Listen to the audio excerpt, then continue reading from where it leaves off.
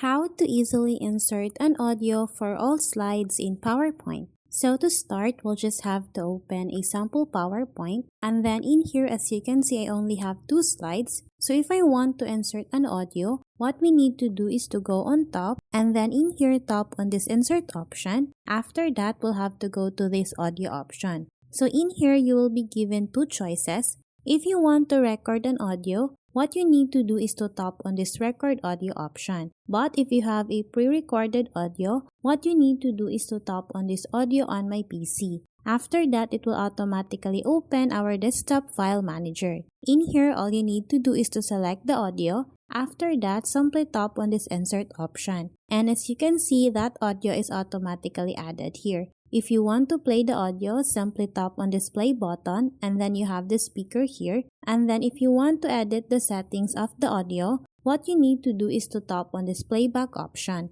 In here, you will be given a lot of options. So here, if you want to play the audio across all slides, what you need to do is to tap on this box here. And then if you want to play it on loop, tap on this box here again. And then if you want to hide the audio during the presentation, simply select this option here.